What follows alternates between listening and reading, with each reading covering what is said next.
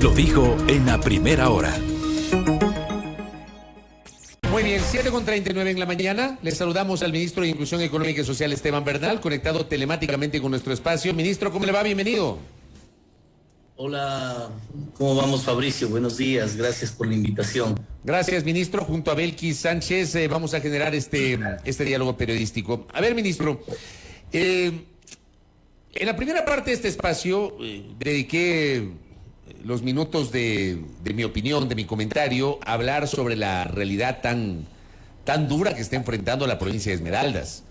Esmeraldas está viviendo unas horas de terror, los comercios tienen que cerrar temprano, la delincuencia organizada se ha apoderado de la ciudad de Esmeraldas y de varios otros cantones de la provincia verde. Es una provincia largamente excluida. Y claro, uno reflexiona y por supuesto hay que ejecutar, y el gobierno, el Estado tiene que ejecutar acciones que permitan combatir a la delincuencia. Pero al mismo tiempo hay que atacar de raíz o las raíces que generan la delincuencia, que tiene que ver con la exclusión social, la pobreza, el desempleo.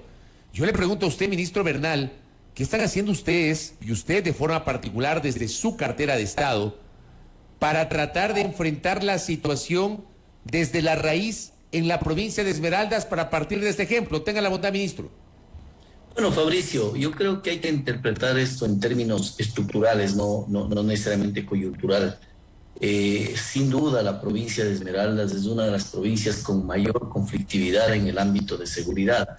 La política social del gobierno nacional ha sido no solamente dialécticamente expuesta hacia el país, hacia los medios de comunicación, sino en términos tangibles y no únicamente a través de las instituciones del Estado ecuatoriano, sino a través de aquella intermediación que hace bien los medios de comunicación entre la sociedad civil y el Estado, de verificar, de evaluar, de profundizar, sobre todo el accionar relacionado en materia de política social como la más alta de la historia ecuatoriana. Nuestro ministerio mismo llega a tener una cobertura de 1.711 millones proyectado para este año, la más alta de la historia institucional en inversión social. Por lo tanto, lo que se puede hacer en términos de prevención con respecto a una situación que es sumamente seria, ¿no? Yo mismo he podido evidenciar problemas que tiene nuestra hermana provincia de Esmeraldas y otros sectores del país, como propiamente la provincia del Guayas.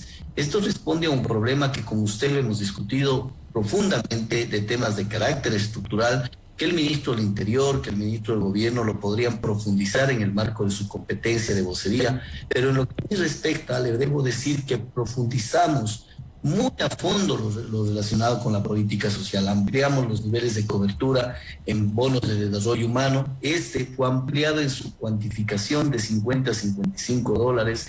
Lo relacionado con la desnutrición crónica infantil, que este es un tema de precautelar también a futuro, porque la incidencia que tiene en niveles de comportamiento social, también la desnutrición crónica infantil, es algo evidenciado científicamente a futuro. Por lo tanto, estamos trabajando en términos de prevención. Créame que haber invertido para este año un bono para las mujeres gestantes en niveles de pobreza extrema, para que se contribuya a la disminución de este grave problema abandonado por años, asumido hoy en día por el Estado ecuatoriano con mucha fuerza, es un gran programa de prevención de desorden social futuro que efectivamente lo estamos trabajando, pensando en la niñez de hoy para las generaciones del futuro. Por lo tanto, en un contexto estructural, Fabricio, sí trabaja la política social. Lo otro es materia de un análisis muy a fondo que conceptualmente puedo dar una línea general, no es mi competencia de vocería dentro del gobierno, pero entiendo plenamente a qué responde. Y esto sin duda responde a una decisión del presidente Lasso de no dar un miramiento hacia un lado sobre las bandas delincuenciales, sobre el narcotráfico, sobre lo que ha azotado al Ecuador en los últimos años. Y tanto así que una revista reconocida en el mundo dio a cuenta cierta una información que somos el tercer país en captación de droga en el mundo. Ministro Bernal, un tema que genera problemas. Ministro Bernal, yo por eso no le consulto, porque yo sé que no es su competencia, yo no le consulto sobre el combate a la delincuencia o las acciones que lleva adelante en ese sentido. Yo le consulto la parte que le compete a usted, que tiene que ver con el combate a la pobreza, porque, ministro, las estadísticas lo dicen, y en Esmeraldas se ve. En Esmeraldas la pobreza es un caldo de cultivo que provoca lo que está pasando. Y ahí permíteme acotar algo, ministro, buenos días. En efecto, buenos días, en cuanto a política social en lo que respecta a la provincia de Esmeraldas, porque nos ha hablado de más de 1.700 millones de dólares que maneja el ministerio en materia de inversión social. Me imagino que esto es a escala nacional, pero puntualmente en lo que tiene que ver con Esmeraldas, ¿cuáles han sido en este tiempo las acciones concretas que se han impulsado desde la cartera de Estado que usted lidera para enfrentar precisamente estas diferentes problemáticas que enfrenta la provincia? A ver, en doble vía la respuesta. Lo primero sobre lo Fabricio citado. Mire, yo también le puedo dar unas cifras muy significativas que ayudan mucho a entender lo que está pasando en el Ecuador. En el INEC, de acuerdo al INEC, había una reducción de junio del 2021 a junio del 2022 de la pobreza de 32.5 a 25%, de la pobreza extrema de 14.2 a 10.7%. Y ahí hay que comprender que se suma lo que manifiesta la Comisión Económica para América Latina, CEPAL. Ecuador sería uno de los 3 países de la región con mayor reducción de la pobreza extrema, ubicando en la proyección a nuestro país en 9.7, 9 muy cercano a lo que plantea efectivamente el INEC. Por lo tanto, cifras, sí existen datos, que eso es difícil en una interpretación mediática inmediata, de hacer una valoración sobre los hechos circunstanciales, sin duda que sí, pero los datos son los datos. En el mundo de la opinión pública y de la libertad de expresión hay miles de opiniones, verdad es una. Esta es una de ellas que le planteo para el debate, inclusive si usted así le quiere. Y Belkis, obviamente que nosotros, particularmente en Esmeraldas, hemos actuado con mucha fuerza. Primero, asumimos con enorme responsabilidad entregando a casi 1.500 perjudicados en Esmeraldas el bono de contingencia cuando se dio un problema de sismo, atendiéndosele a la provincia, como así lo manifestó la prefecta de Esmeraldas y la alcaldesa de Esmeraldas, que no son cercanas ideológicamente a nosotros, pero manifestaron que el acercamiento del gobierno fue como nunca antes se ha hecho por la provincia de Esmeraldas, manifestaciones públicas de funcionarias y de autoridades provinciales y locales muy lejanas a nuestra organización política y a nuestro gobierno. Por lo tanto, hay una acción inmediata con respecto a eso. Sin embargo, a ello súmese la ayuda humanitaria entregada por nuestro distrital en aquel entonces, hoy candidato a alcalde de Esmeraldas, Frickson Erazo, con un despliegue como no se ha hecho antes en la provincia para la entrega de ayuda humanitaria. Y por supuesto, los programas que han sido ampliados en el mismo marco que le mencioné a nivel nacional, también se lo hizo de manera proporcional en la provincia. Sin duda, debo reconocer, no tengo el dato exacto, pero me comprometo en enviar internamente de manera exacta cuál es el nivel de inversión que realizamos en bonos de desarrollo humano, en pensiones para adultos mayores, en todo el ámbito de protección social para personas con discapacidad, a niños, niñas, adolescentes, a mujeres violentadas en género. Es decir, no existe provincia, no solamente me voy a referir a Esmeraldas Belkis, no existe provincia en el país que esté distanciada de cada uno de los programas que tenemos como comportamiento macro nacional. Por lo tanto, existen, es más, evidencia de algún impulso adicional. Por ejemplo, en la Sierra Centro se tiene una mayor atención porque son sectores más vulnerables. Lo propio pasa en Esmeraldas con respecto a la población que damos atención como tal en términos demográficos en el Ecuador. Ministro Esteban Bernal, ¿qué cifras de combate a la pobreza o de reducción o situación de la pobreza exhibe hoy el gobierno del presidente Lasso? El INEC, usted ¿Sí? ha visto lo que le acabo de mencionar, pero también me complace también informarle lo que hoy es una información pública en la página oficial de la CEPAL, en donde la CEPAL manifiesta que el decrecimiento del nivel de la pobreza extrema estaría al 9.7 y seríamos uno de los 3 países con mayor nivel de reducción. Esto da cuenta cierta de la política económica que, aunque teniendo detractores para empujar a lo inverso, hemos logrado mejorar la condición de vida de los ecuatorianos.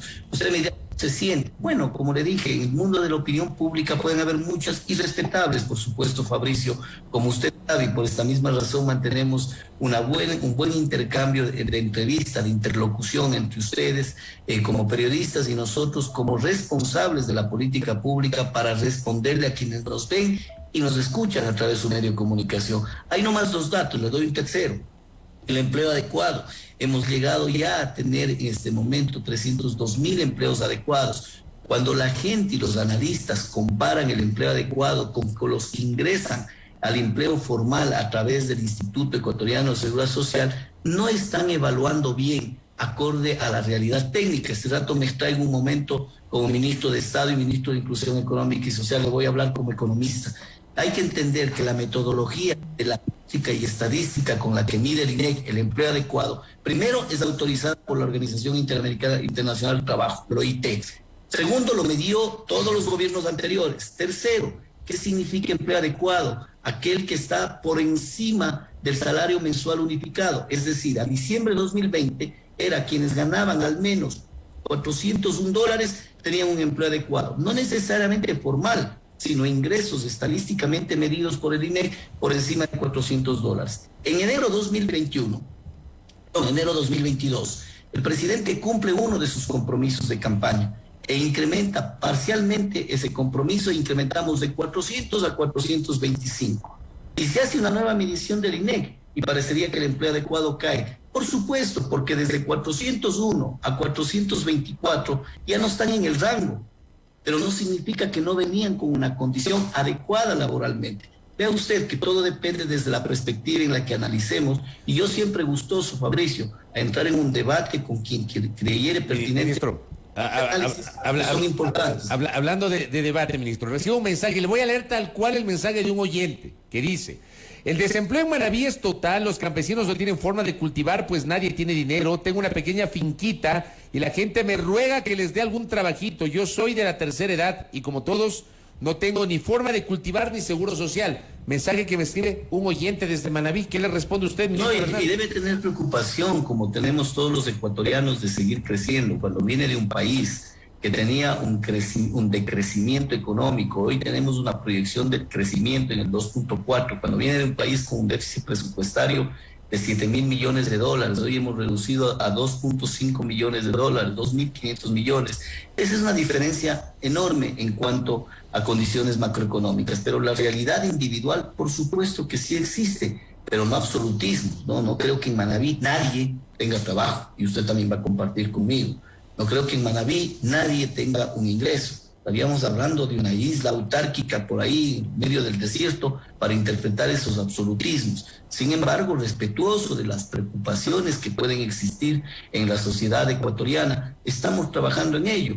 Yo le voy a responder al distinguido ciudadano o ciudadana a través suyo, con mucha propiedad, y me sigo mencionando en términos eminentemente técnicos, el portafolio de inversión determinado por el Ministerio de la Producción por la caída del riesgo país en nuestro gobierno del presidente Lasso llegó a $5.200 millones, que hubiese traducido en número de empleos significativo para Manabí, Esmeraldas, Latacunga, Chimborazo, Cotopaxi, Azuay, Loja, Pichincha, Guayas, sin duda.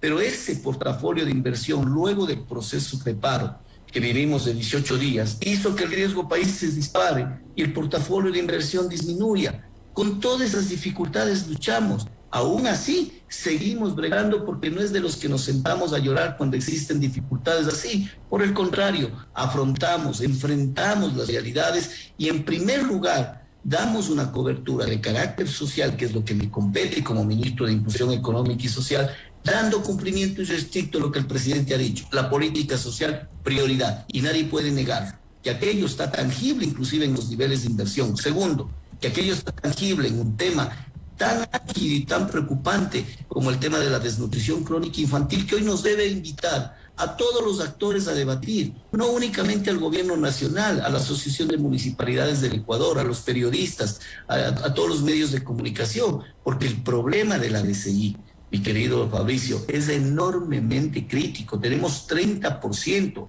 Imagine una sociedad en 15 años, si no hacemos nada, como una sociedad que haya sufrido desnutrición crónica infantil, nunca me deja, me quedo con la posibilidad de expresar una frase que lo digo siempre. Podemos dejar de hacer 10 kilómetros de vía, metafóricamente hablando, ¿no? Y es probable que generemos problemas productivos, comerciales, económicos. El próximo año podemos retomar, y lo hacemos a través del Ministerio de Obras Públicas, esos 10 kilómetros de vía, y recuperamos los problemas productivos, económicos y comerciales. Pero si usted cuida un niño, y este niño adquiere la enfermedad de desnutrición crónica infantil, eso es irreversible y queda para toda su vida. Por eso la preocupación de un tema que en cierto momento se vuelve intangible y en cierto momento para los políticos tradicionales dicen, no, pero eso no es tan importante, ahora eso no vende.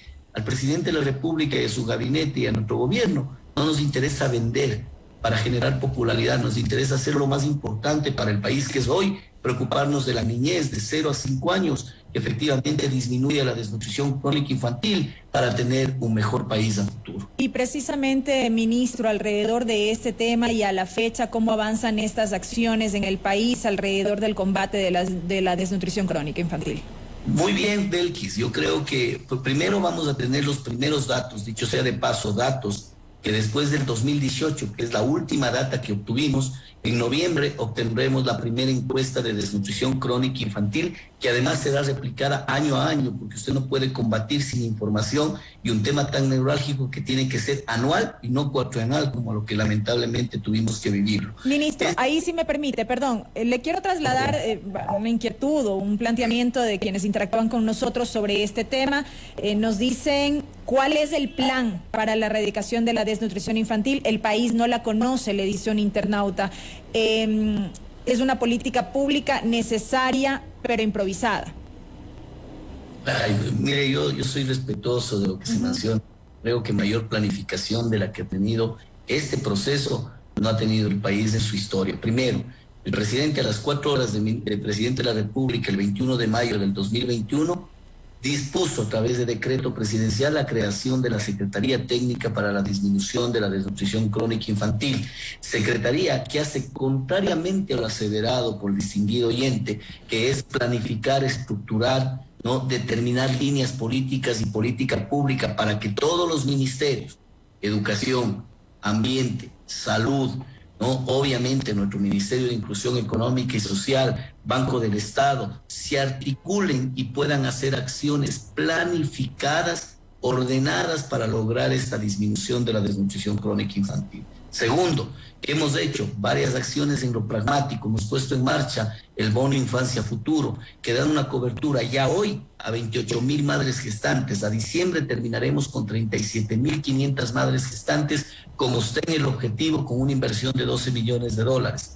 El siguiente año se incrementará 30,000 madres gestantes adicionales y el subsiguiente, acorde a la meta planificada por este plan de disminución de la desnutrición crónica infantil, llegaremos a 85,500. El propio presidente ha puesto en el debate nacional que estamos buscando los fondos para colocarlos en un fideicomiso, para que a futuro, con la venta de algunos activos del Estado, que es materia de otra polémica y otro debate, como por ejemplo el Banco del Pacífico, ¿para qué? Para que esos recursos vayan directamente a financiar a futuro como política de Estado, no de gobierno, para que venga quien venga a ser el presidente de la República, que venga quien venga a ser el ministro del MIES, sigan manteniendo la misma política de Estado y garantizando los recursos para que se siga disminuyendo la desnutrición crónica infantil. Hoy tenemos 30%. Si logramos el objetivo, en los 4 años bajamos a 24%. Seguimos estando muy por encima de la media de la región, que bordea el 11%.